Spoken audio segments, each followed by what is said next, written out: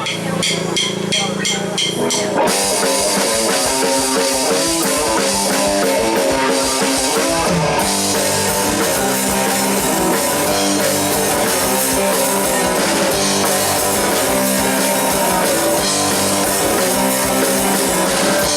ันนั้นเห็นเธอดูสดใส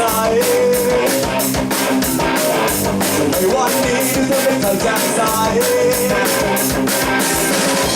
ใครไม่รู้เรื่องจะเปลี่ยนไปใครไม่รู้ทำไมเธอหวั่นไหวยังไงไม่รู้เรื่องจะเปลี่ยนไป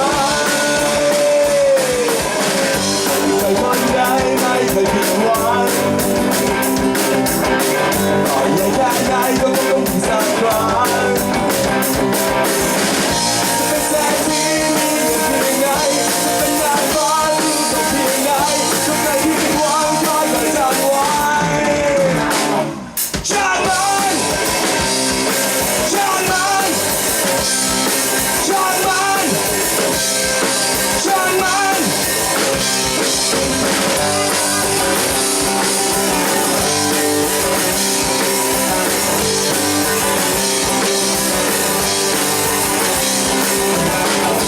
โลกใบนี้จะไม่จะเหนื่อยล้าอยากให้หลับตาพักสักหน่อยเถิดนะอะไรมันผ่านไปไม่มีทางร้ายไม่ต้องไม่เก็บมันไว้จะมีจุดหมายเท่านั้นเองไรช่างมันช่างมันช่างมัน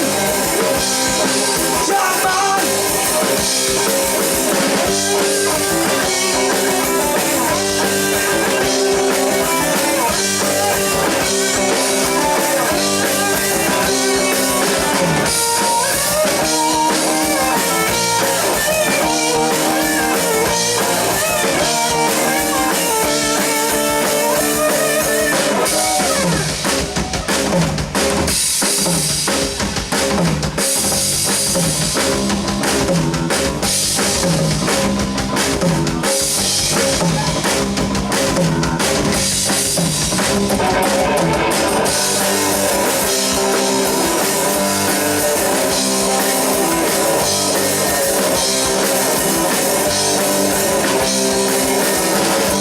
โลกใบนี้จะไม่จะเหนื่อยล้า